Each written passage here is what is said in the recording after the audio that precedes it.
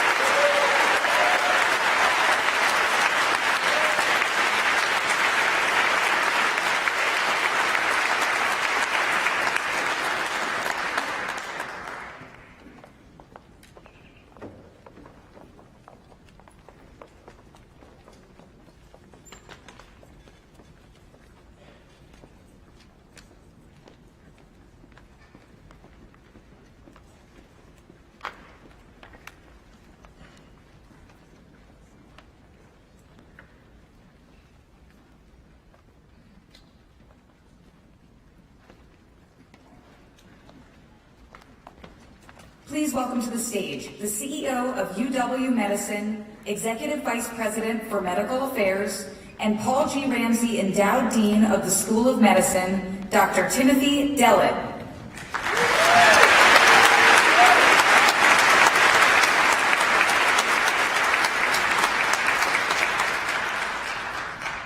Good afternoon. Thank you for joining us here today.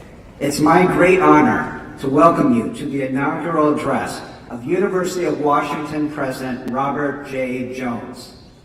And thank you to the UW Gospel Choir for your beautiful rendition of Do Not Pass Me By. What a perfect way to begin this celebration. On this special day, we look forward to hearing President Jones talk about his vision for the university. Since his arrival in August, as the 34th president in our history, we have already seen his engaging personality, his appreciation for our rich traditions, his commitment to providing students with access to world-class education, and his enthusiasm for reaching new heights of learning, discovery, and service across our university. In addition, our program will celebrate this remarkable community that President Jones is now leading. Since its founding in 1861, the University of Washington has been guided and inspired by a mission to serve the greater good and to make a difference for the people in our state, in our nation, and around the world. Today, we can proudly say that we are one of the world's top universities.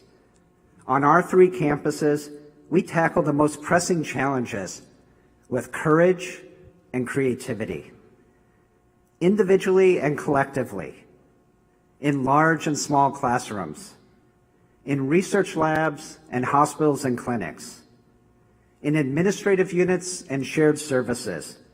We provide opportunities for students, trainees, staff, and faculty from all backgrounds to pursue knowledge, gain skills, and achieve their dreams. And you will see throughout today's program, our success takes many forms. It's the story of a first-generation student who excels in the classroom and serves as a mentor to others. It's the story of a pediatric cardiologist and faculty leader who is dedicated to breaking down barriers and expanding access to healthcare for children and families. It's the story of the Institute for Protein Design and its groundbreaking research using AI that was recognized last year with the Nobel Prize in Chemistry for computational protein design. It's the story of artistic achievement, including today's musical program, from the all-alumni string quartet that welcomed you to the gospel choir's powerful opening, and to a stirring piano performance still yet to come. And as members of our community, you are part of this story, a story of possibility and purpose, the start of a new chapter in the rich and enduring history of the University of Washington. Now let's begin. Our first speaker is Alexander Vicuña Perez, who will share his Husky experience. Alexander is a junior in the Foster School of Business, a member of Omega Delta Phi, an experienced traveler thanks to study abroad opportunities, and a mentor through programs offered by the young executives in our community, the Office of Minority Affairs and Diversity, and the Foster Undergraduate Business Council. Please join me in welcoming Alexander to the stage.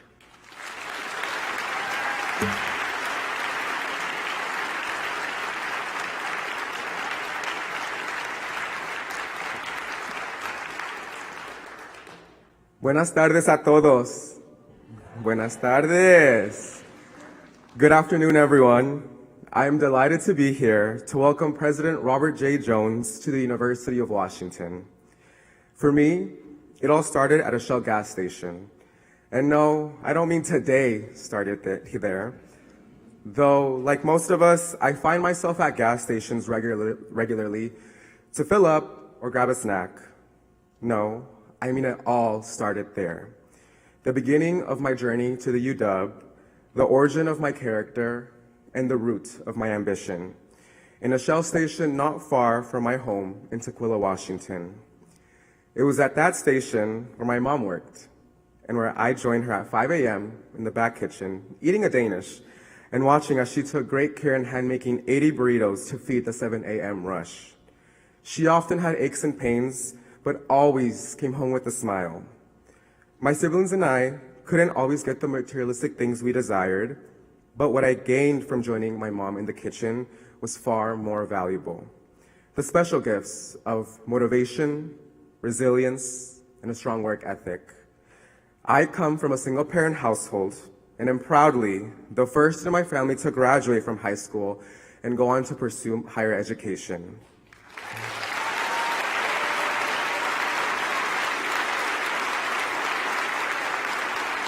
Thank you. Thank you. My mother only completed through the 3rd grade, and because of this, I've seen firsthand the barriers that arise from not having an education.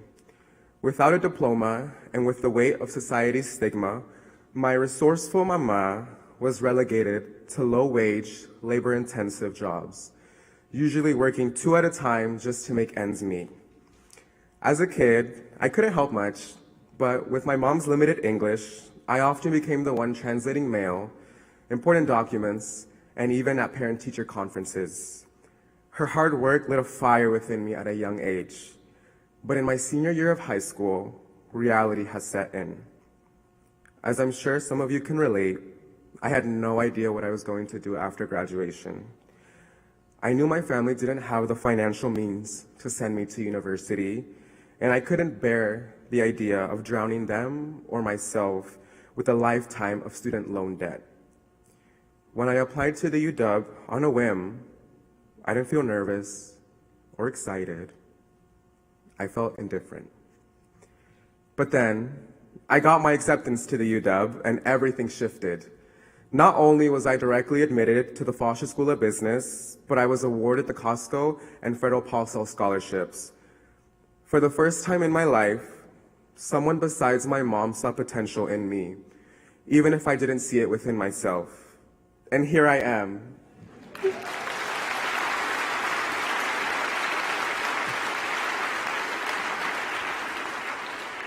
The UW is giving me an opportunity to better my life, be an inspiration to my younger siblings, and pave the way to be the first in my family to pursue a corporate career after graduation.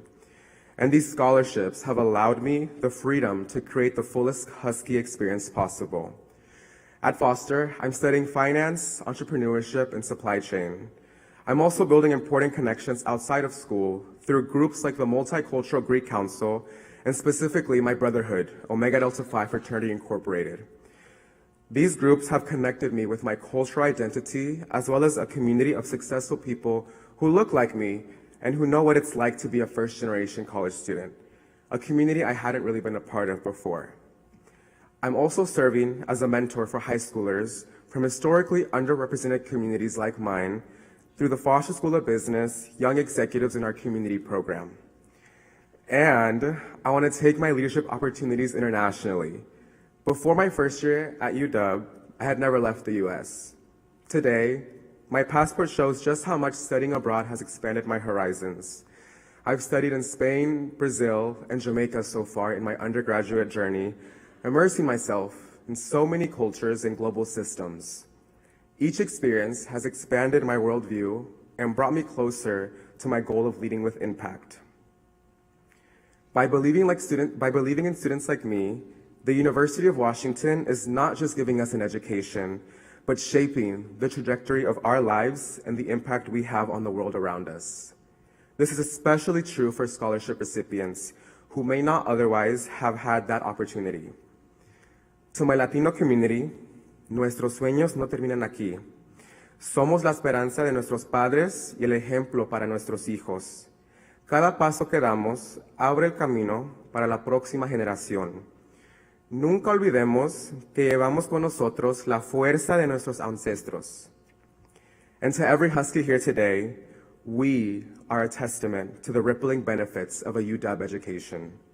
Having the chance to pursue what we love motivates us to give back to our communities represent our ancestors, and empower the next generation of scholars to dream big.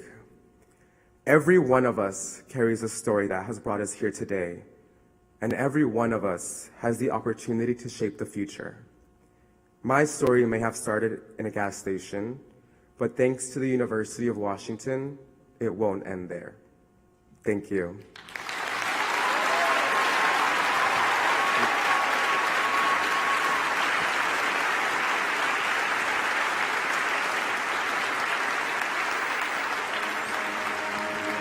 I think of proteins as like little machines inside of our body that do everything your body needs.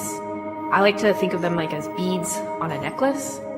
Every bead is an amino acid, and that's what proteins are made out of. There's 21 main amino acids, and then they make up these proteins, which proteins then are folded amino acids formed of all these different chains and structures.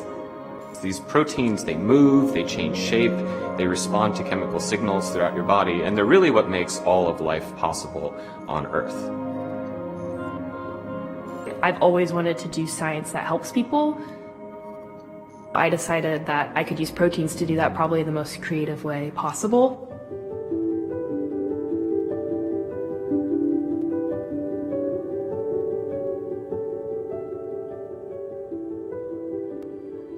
What the Institute for Protein Design is doing now is studying these molecules so that we can help create new versions of proteins to tackle new biological challenges that don't already have solutions that exist in nature. Starting about 7 years ago, we started experimenting with developing AI methods instead of the scientific models, and we found pretty quickly that the AI models we were training were actually more powerful than our previous traditional scientific models. We could solve more complicated problems and do it more quickly. Having the ability to design something very fast using these tools, identifying the best compounds that can be drug molecules very rapidly is the most powerful impact that this field provides. In a world where antibiotic resistance and biological threats are on the rise, we urgently need new strategies to target proteins that are associated with critical illnesses. We need rapid solutions. We need to act quickly. AI in protein design gives us the ability to do this. Seattle is rapidly growing into a global hub for protein design research to tackle 21st century problems in a way that is currently not possible anywhere else. Creating new medicines, creating new jobs, and creating entirely new ways to think about solving problems that exist not just here, but all across the globe. My image for my lab and for the IPD is what I call the communal brain, where each researcher is like kind of a neuron that's in this huge collective. When you have all these neurons connected, these amazing things can come out. The same thing happens with science. The more smart, motivated, passionate people that are interacting all the time, the greater the science and the harder the problems that can be solved. I always am asking other people questions. I'm always going to people who are experts in a certain area. People are so kind. You can just walk up to them and say, I don't know what I'm doing here. Can you help me? And they will help you. The Baker Wick Lab actually has a lot of opportunities for undergrads to get involved in the lab. I feel like it's been really beneficial to just get involved in research at such a young age. There's so many different projects going on, and I feel like I'm always learning about new things that I didn't even think were possible. I think protein design has kind of a limitless future. You can already see in the lab, we have people working on such diverse things. We have people working on photosynthesis for combating climate change, designing new enzymes to break down plastic. When I finished my PhD, I really saw that protein design was reaching a point where it was going to likely experience a huge growth. And I wanted to be a part of that growth. And there really was nowhere else in the world where you could be involved in protein design like the University of Washington, because the University of Washington is where protein design started.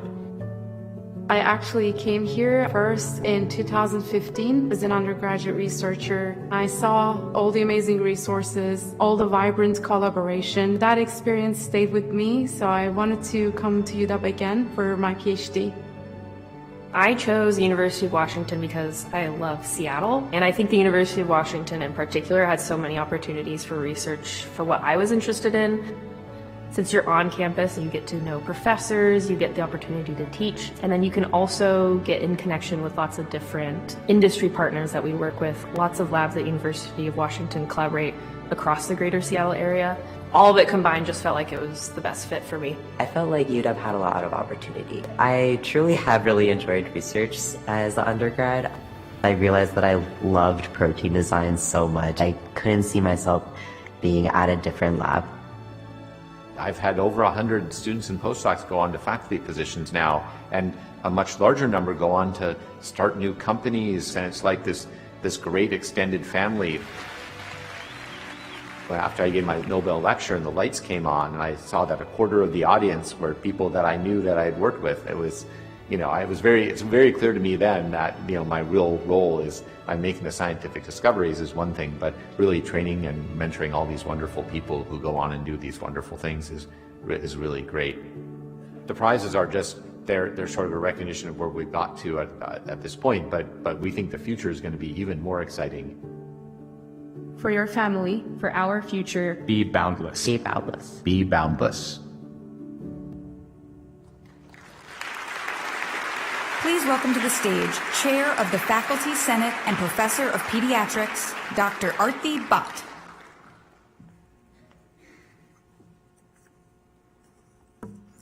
Good afternoon. I am the current chair of the Faculty Senate and represent faculty in the foundational process of shared governance at our university.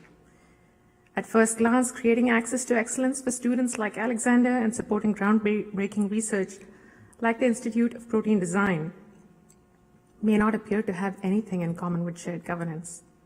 Indeed, shared governance is the collaborative work of all faculty, administrators, and students to create the environment that allows us to deliver on our teaching, research, and service missions. It is the glue that binds us. It ensures representation and participation in shaping the university's present and future while drawing lessons from our past. So what are the lessons from the past? Our university began as a territorial University of Washington back in 1861. Even at the outset, there was resistance to publicly funding the university. The then territorial school superintendent argued that the region had no need for a public university and that the expense is already too great for the public good of the territory. Decades of uncertainty followed. The university moved locations, suffered various financial and administrative crises, closed down at least 4 times. The legislature even failed to fund the university in the late 80s for about 2 years. Wealthy community contributed funds to keep it open. Clearly, we had an established public value by then. I share this history to remind us that various challenges are part of our origin story and have always been met with resilience. Here we are, 164 years later, stronger than ever, boundless as ever, and ready to face yet another wave of financial and existential threats, unparalleled though they may seem. The skepticism has also persisted. What is the public good in having a university within our community? A survey this summer asked Washington residents exactly that. The answer, not all felt that the universities enrich and contribute to their daily lives. For many of us, the public good of the university seems obvious. Our mission is the preservation, advancement, and dissemination of knowledge. And for those of us in medicine, it's even simpler, to improve the health of the public. By many measures, we deliver in our labs, our classrooms, our clinics, our neighborhoods. Our faculty, staff, and students drive hundreds of community-based projects. UW Healthcare and its many safety net hospitals provides more than $800 million in uncompensated care last year alone. In Washington, 1 in every 34 jobs is supported by the university, and 1 in every $32 is generated by it. Yet opinion surveys make clear that our impact is falling short of our intentions. The public seems to want a greater measure of affordability, career preparation, and world-class education. Our challenge now is to engage with our communities and families with curiosity and humility. Amidst shrinking fiscal resources, how do we become a more affordable university? How do we contemplate careers in a world with diminishing job markets and increasing disruption from artificial intelligence? How do we rebuild the waning confidence in higher education at a time when we ourselves feel overworked, underappreciated, or underpaid, yet committed to our academic mission? This is where shared governance steps in again. The Faculty Senate this year has a dual focus on communication and community.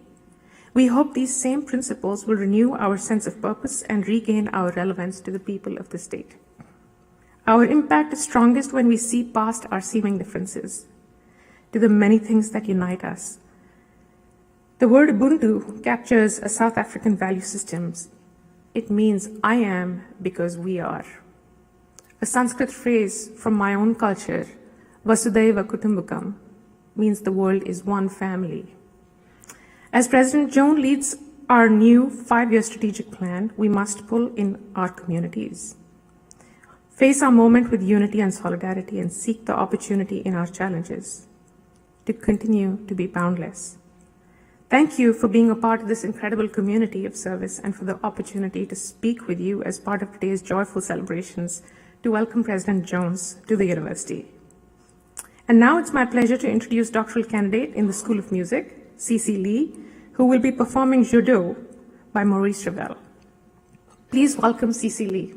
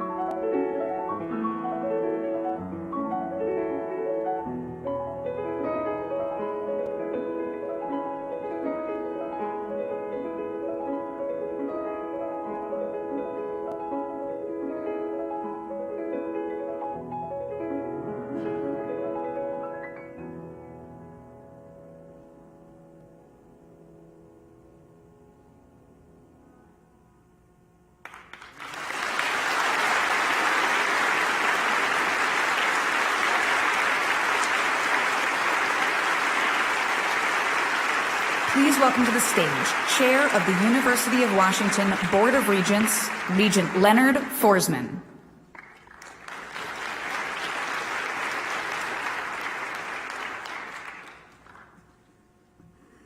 Oxley Hill, everybody. It's my pleasure as Chair of the Board of Regents to preside over Robert J. Jones' inauguration as 34th President of the University of Washington. I just came from Affiliated Tribes Northwest Indians Conference. We've been saying the United States a lot, so thank you for seeing the humor in that, which I serve as president of, and our president was in attendance with us this week, which was wonderful. The Board of Regents was overjoyed that President Jones accepted our offer in February after an extensive multi-step search process initiated by a broad search advisory committee, and from a final pool of 3 sitting university presidents, he rose to the top. We believe he is the right leader for this moment.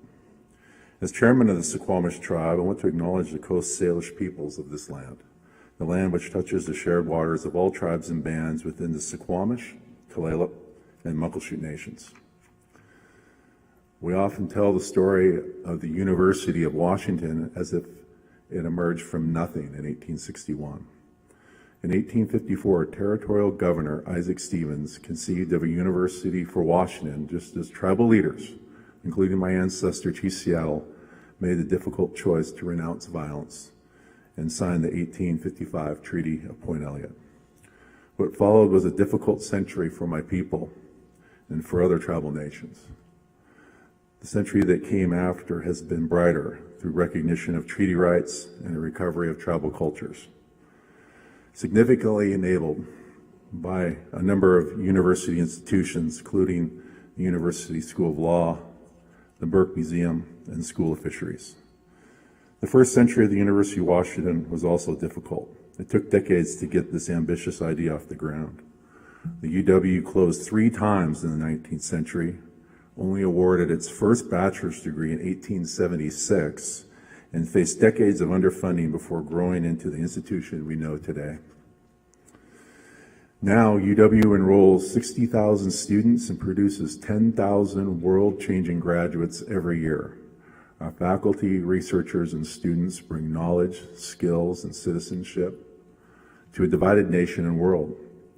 Our clinicians serve all patients, regardless of need, across the state, from trauma patients at Harborview Medical Center, cancer patients at the Fred Hutch, and to the underserved in our rural dental clinics through the RIDE program. UW is truly vast, as today's speakers and performers demonstrate. We preserve, advance, and disseminate knowledge. We improve the health of the public.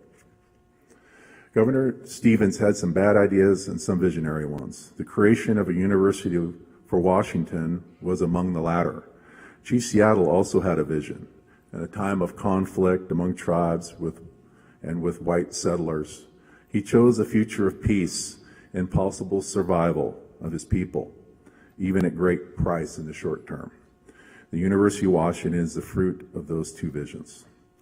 In my dual role as chairman of the University of Washington Board of Regents and of the Suquamish tribe, I want to emphasize that past divisions and suffering can be overcome, if sometimes on a longer time scale than we might wish, in pursuit of common goals. A university is a community of purpose oriented toward preserving and transmitting knowledge, advancing and disseminating new knowledge, and serving the public with that knowledge. Tribal wisdom urges us to steward the land, waters, plants, animals, and humans of this place. The UW does this through transformative education, path-breaking research, and outstanding medical care. Our public service touches individuals, families, and communities across Washington, across the 5-state WWAMI region, across the United States, and even beyond.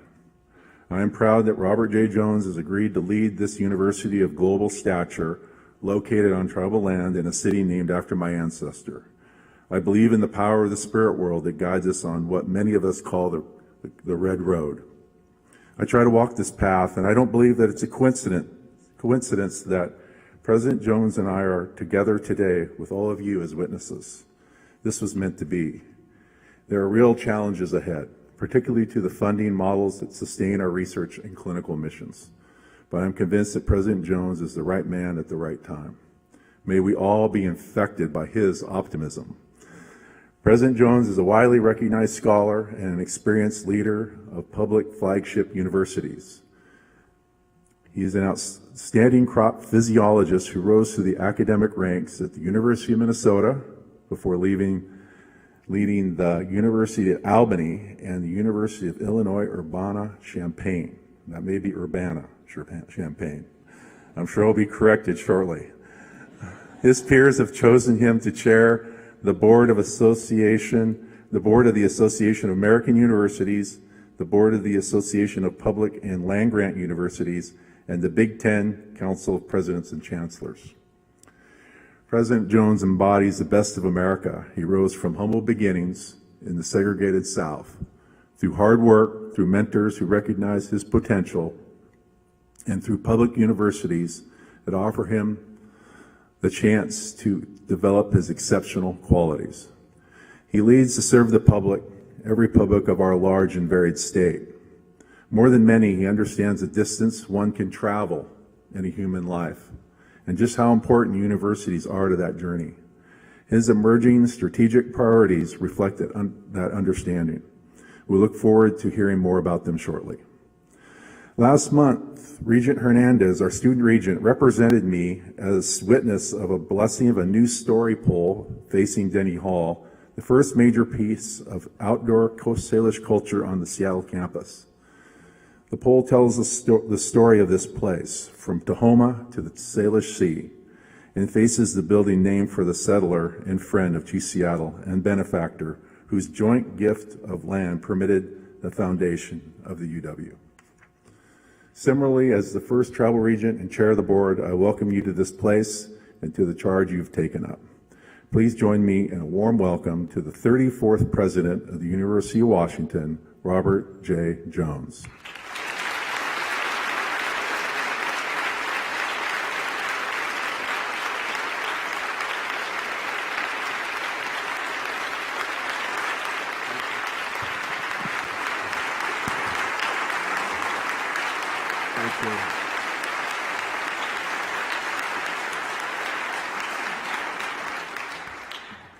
Thank you, Regent Forsman, and thank you to Dr. Dellett, Dr. Bott, Alexander, Cece, and the members of the UW Gospel Choir for contributing so much to our community and to our joyful celebration today. Let's give them another round of applause.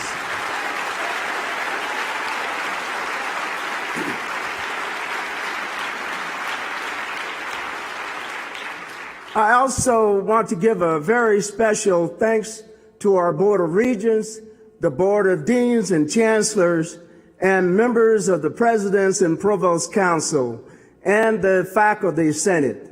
Thank you so much for your leadership. Would all of you please rise and be recognized?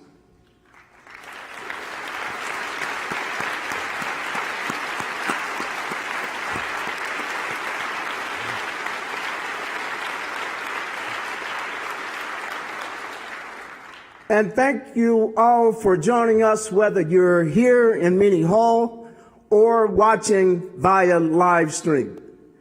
As students, staff, faculty, and alumni, volunteers, supporters, and friends, you make this university an incredible force for the public good. And I am deeply honored to stand before you as the 34th President of the University of Washington.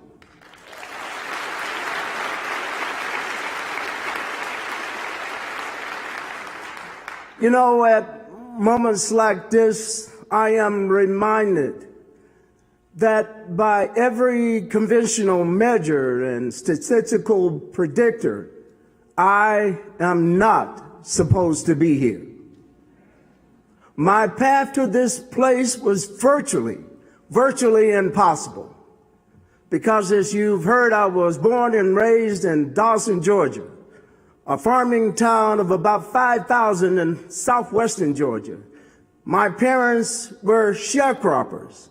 And as a black kid in the Jim Crow South, there were no scholarships for students like me, and colleges didn't mail brochures to the sharecropper shack that I grew up in, nor did they send recruiters to my high school. Neither of my parents had a high school diploma, but they wanted more for me and my siblings, and they recognized that education was the key. In ninth grade, I had someone who changed my life forever. Mr. Walter Stallworth taught vocational agriculture, and he was the kind of teacher who did more than just show up every day. He took time to really get to know his students, to see their full potential. And I will always be grateful that he saw potential in me that I didn't see in myself. He started to call me professor in ninth grade, and I guess it must have stuck somewhere along the way. And with this encouragement, well, actually, with this insistence, I applied to college to study agriculture with an emphasis on crop science. And I became the first person in my family to complete a bachelor's degree. At Fort Valley State, I met other teachers and mentors like Mr. M.C. Blunt, who helped me to secure internships that deepened my interest in agronomy and put me on a path to earning a master's degree in crop physiology from the University of Georgia and a PhD from the University of Missouri. So throughout my education, I have benefited from teachers and mentors and interveners who were passionate, very passionate about nurturing the curiosity and the talent, and who were able to reward the hard work that people put in. All of these people, collectively and more, too many to name, are the reasons that I am speaking to you today. My journey is a testament to what education can do. And it is the reason that I have devoted my life, in fact, my career, to holding the doors open for opportunity, the doors that I was lucky enough to walk through. And I want every single student in this university to have the same opportunities. For more than 34 years at the University of Minnesota, I taught graduate students and focused on stabilizing grain yield of maize against global climate change. I know firsthand how powerful this combination of learning, discovery, and innovation is, and why research universities must do all of that well.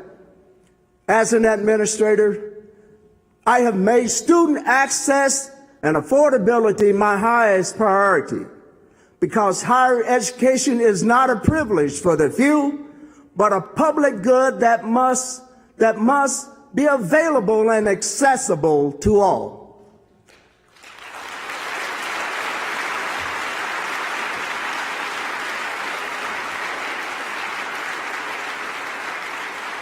As a leader of a top research university, I have put partnerships and collaborations at the center of the strategies to create positive impact.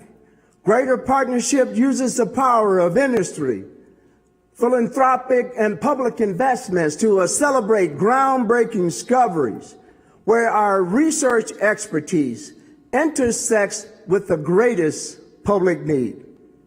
You know, when institutions are truly delivering on these public promises, the artificial barriers that can build between the university and communities we serve start to fall. And you know what? Public trust begins to be restored. And if we are doing public engagement right, we will not be able to tell where the university ends and the community begins.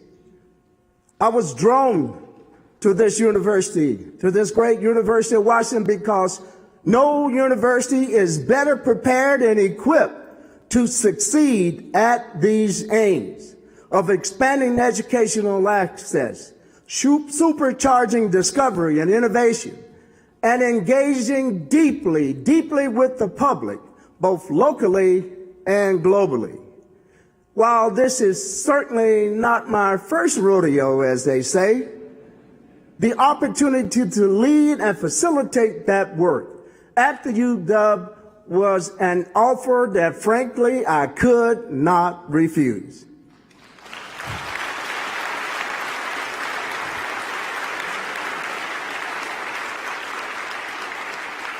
You see, because this is more than just a world-class institution. It is a world-changing institution. And I know that our greatest achievements are ahead of us. So while I am still a relative newcomer to Washington, I have been absolutely amazed at how quickly it has become to feel like home.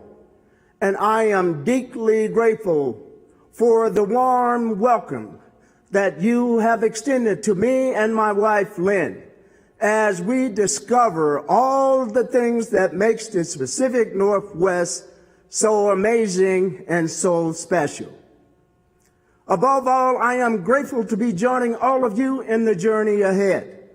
Together, we will not only continue the outstanding work happening across the University of Washington, but build on it with a bold vision of a university that transforms lives of students, patients, and communities everywhere. As I've interacted with students and staff and faculty leaders and donors and friends of this great university, there is remarkable alignment on our values and on the opportunities to realize them in ways that make our world better for all. As president, I want to elevate these opportunities and priorities and what we need to achieve them in the face of serious challenges. And they are very serious challenges, folks, but we must resist the urge to just simply stand still. We must define what the University of Washington will be in the world that needs us now more than ever. It may feel impossible to take on more at this moment, but this is mission-driven work, and this is what will draw this university together. And the mission is what will keep us grounded and bring us joy because, frankly, it truly matters. It begins, of course, with our students and a bold mission to make the university education debt-free for all Washington undergraduate students who decides to pursue a UW degree.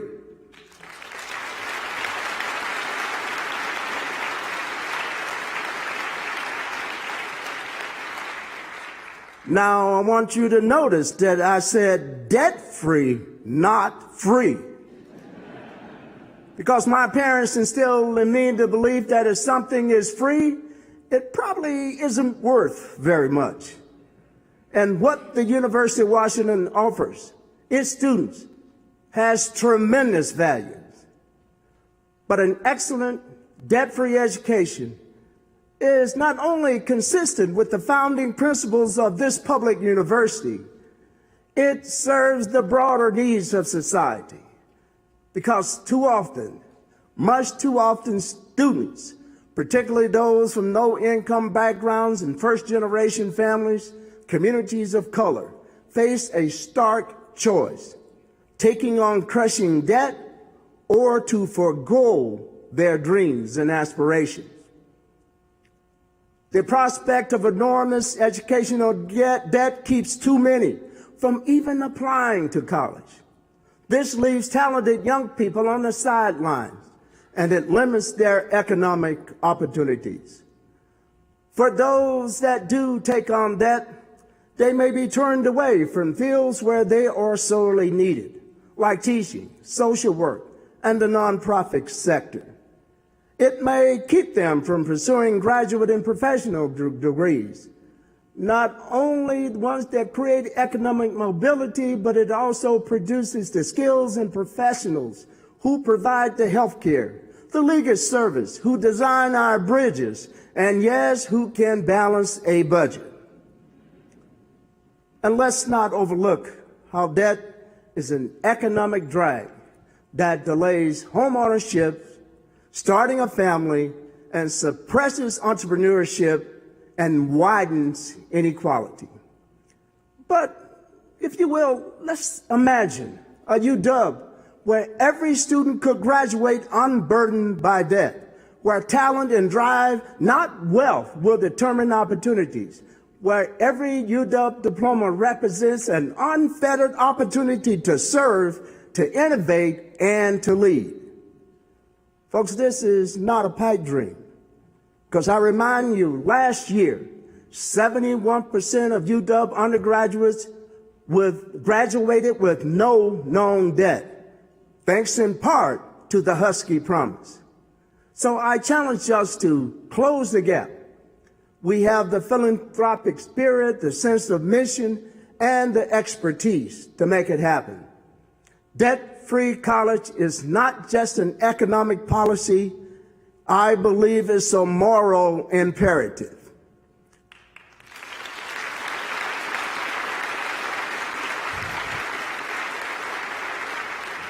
Our next priority is to expand multidisciplinary research and innovation, an area where our greatest strengths align with society's greatest needs.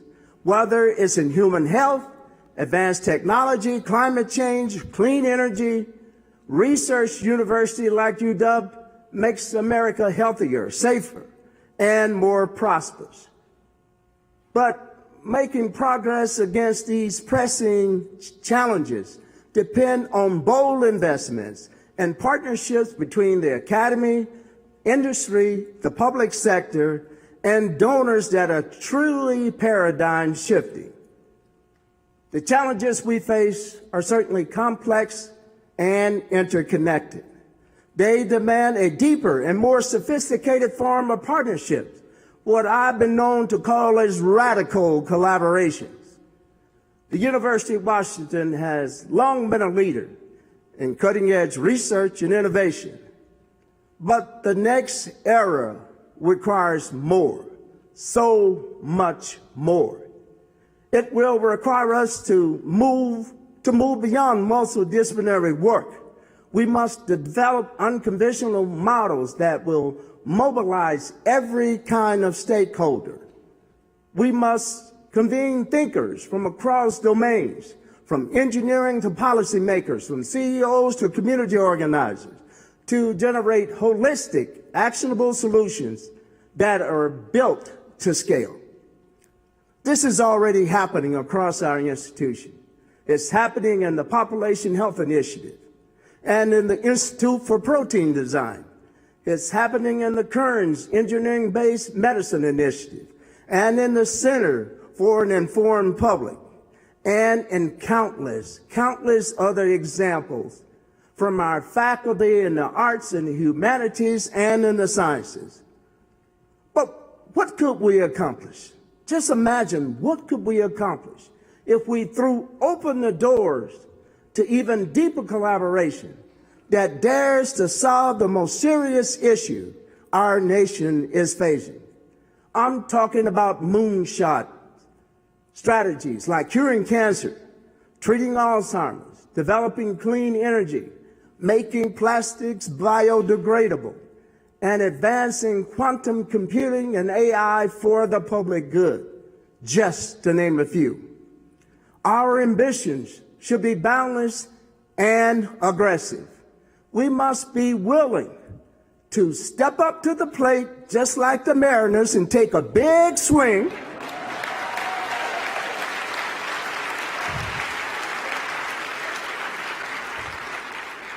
And we won't strike out. And I invite our community to dream with us.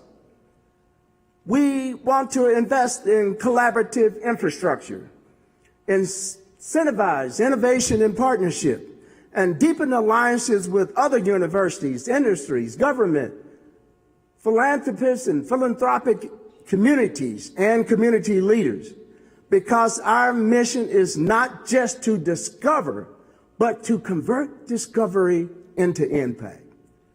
Impact of healthier people, stronger communities, a more skilled and really amazing and enjoyable workforce, and greater prosperity for our region and our nations.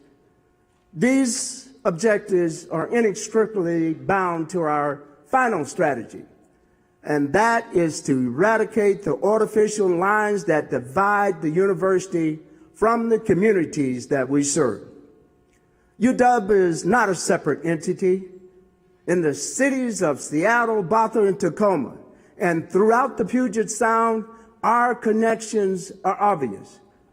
Our neighbors come to campus. Our students and our faculty and staff live and eat and shop and play in community spaces. In Spokane, our medical and dental students are learning side by side with Gonzaga and Eastern Washington University students. And our graduates are treating patients in areas where doctors and dentists are in short supply. So throughout Washington, our hospital-like clinics provide more than $850 million in uncompensated care. More than 1,000 clinical trials are held that put our community on the cutting edge of advancements in medical care. In Pullman, Washington State University faculty are collaborating with our faculty to serve all of Washington, like the public policy research that's happening at the Ruskell House Center. At Friday Harbor, UW scientists and students are working to preserve the ecosystem that all life depends on. For example, a project to restore the vital link in marine food chain by repopulating the Pacific coast with sea stars.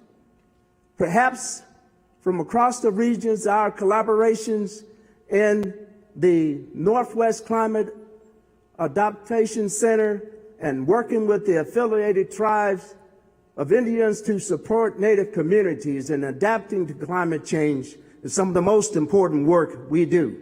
So we are connected by our collective awe, as you well know, at the annual cherry blossoms that I had the pleasure of experiencing this year, and by the collective roar in Husky Stadium. We are connected to the hundreds of thousands of UW alumni near and far, whose lives and careers have been shaped at the UW. But to truly honor our public mission, we must be of and for the public in every single way. This means deep, reciprocal community engagement, not just outreach to communities, but partnering with communities. It means showing up. It means listening first, sharing knowledge, and being accountable. It means hearing our critics and responding in good faith to what they have to tell us. As Dr. Bach noted earlier, we have work to do. We have a responsibility to do it. When only 20% of Washingtonians believe that the University of Washington prioritizes affordability, and only 50% believe that the university prioritizes career preparation, we must take action to demonstrate that we share the priorities of the public that we are here to serve. From tribal nations to rural communities to immigrant neighborhoods, the University of Washington must be a beacon of credibility and a force for good. And in doing so, we will not only serve the public, we will rebuild the public trust. We are in a time of rapid and profound change. Technological disruptions, social divisions, economic vitality, but higher education remains our most powerful engine for individual mobility, scientific discovery, and preserving democratic societies. Universities are facing new and serious challenges, including threats to public investment in research and innovation.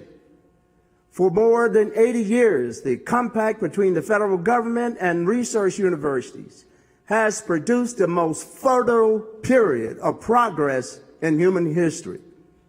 Federal research cuts threaten those gains, and they threaten American health, prosperity, security, and global leadership. But I believe that we are built for this moment, and that we can respond to those threats not with hand-wringing, but with a willingness to engage and to find common ground. So while changes in the federal research policy pose a significant risk, I believe they also represent an enormous opportunity to become more resilient, more nimble, more innovative, and more interconnected. I want to take just a moment to thank the work that Provost Serio and nearly 36 faculty are leading with the Research Resiliency Transformation Project. We are on a path to building greater resilience and competitiveness within our research enterprise. Our goal must be to mitigate the impact of the evolving federal funding landscape and to insulate this critical work against future risks. But we cannot do this work alone. Universities across the nation are all facing the same challenges that we are facing. They also share our values and our commitment to student success, scientific achievement, and public service. I have worked closely with our peers in my former roles as board chair of the Association of American Universities and as board chair of the Association of Public and Land-Grant Universities and as the chair of the Big Ten Council of Presidents and Chancellors. Our strong alliance with these organizations are absolutely essential to making our message resonate. Likewise, we need all stakeholders, industry leaders, elected officials, civic leaders, and the public to speak with one voice to protect research as a national resource.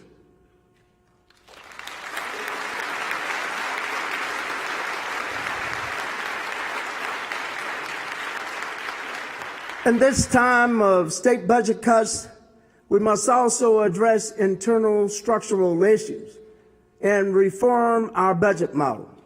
I'm also grateful to Provost Serio for the work that she's already undertaken to implement incentive-based budgeting and to do the ongoing work under the Together We Thrive initiative to make our university an even better steward of public dollars. So I commit to you that we will keep this work moving, to build on it as we engage in our strategic planning process in the months ahead. But in short, we are facing real hurdles, folks. And yes, very hard choices. But our mission and our community will persevere.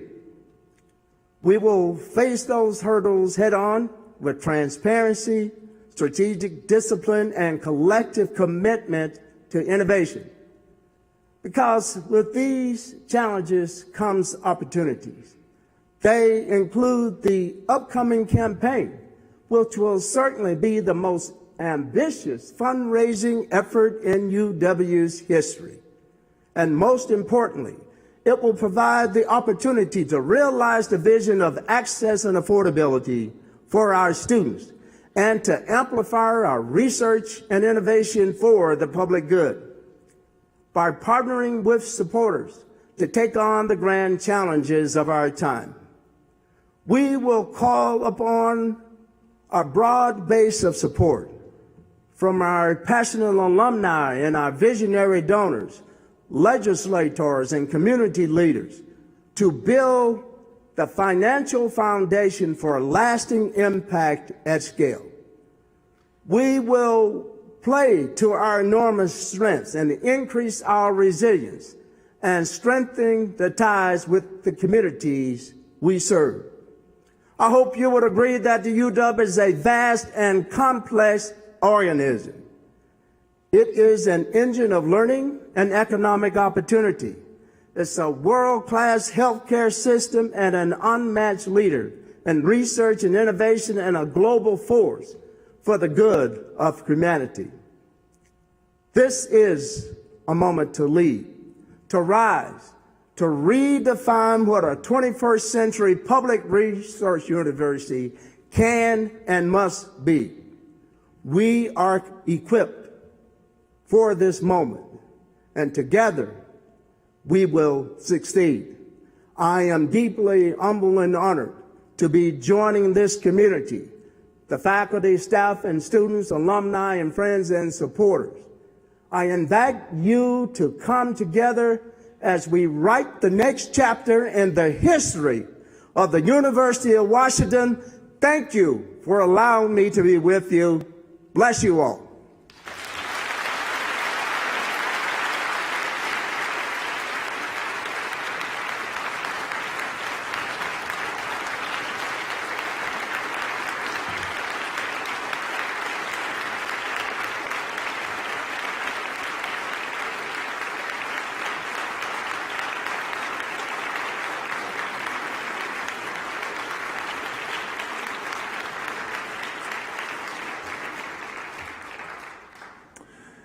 As Chair of the Board of Regents, I'm honored to officially welcome you as the 34th President of the University of Washington and present you with the President's Medallion. It is a symbol of our trust and confidence in your leadership and of your commitment to this university and its future. Let us steward this land from the Columbia Basin to the Olympic Peninsula and serve the people of Washington together.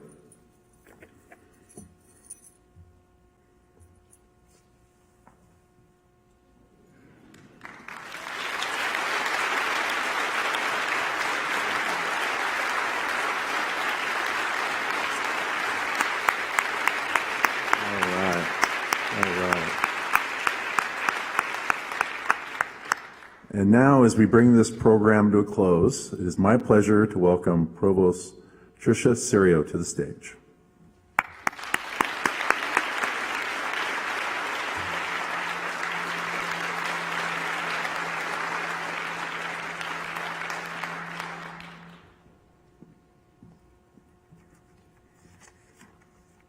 Thank you, Regent Forsman, and thank you, President Jones, for leading this university with your experience, vision, and deep commitment to the shared values that define us.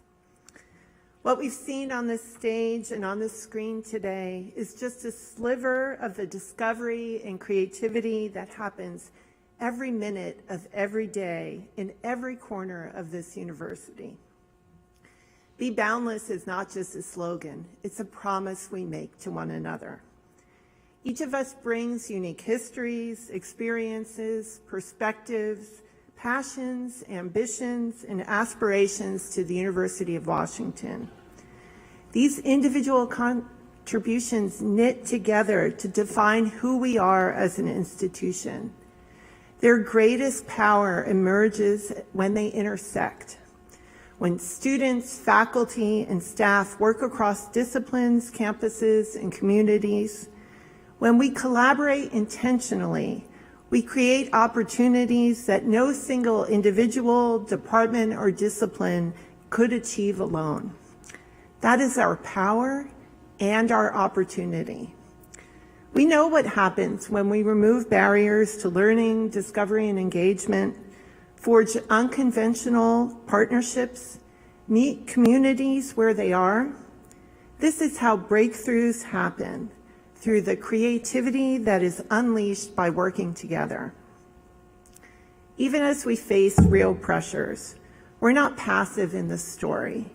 we must claim our agency not only to decide how we respond, but to lead the way forward. This is the opportunity of our era. By being intentional now, we can chart our own course and ensure that our history of access and opportunity endures. Together, we will recalibrate, reimagine, and revitalize this university, not simply to weather challenges, but to shape the future of our mission for ourselves. For more than 164 years, the University of Washington has drawn people to the power of public education, discovery that serves the common good, and work across boundaries to solve real problems, from pioneering medical advances to earth system science, aerospace innovation to social policy leadership, artistic expression to community health. The UW has built its reputation on collaboration, impact, and a deep sense of public purpose. Today's students, faculty, and staff stand in that lineage. We are the right people in the right place at the right time to carry this legacy forward. I invite each of you to participate in our planning process over the next few months to contribute your ideas. For our plan to succeed, the path we develop must reflect our collective values and aspirations. It must inspire us to be the best of who we are together. When President Jones says that we're built for this moment, he's absolutely right. Because here at the University of Washington, we view the impossible not as an obstacle, but as an opportunity to make the world a better place for us all. The future of this university is ours to write together. So I'd like to invite everyone to join us for a reception in the lobby, to connect with one another, to celebrate the joy of being a part of this community, and to welcome our president, Robert J. Jones. But first, to close out this program, I'd like to welcome another example of what happens when individual contributions come together, the Husky Marching Band.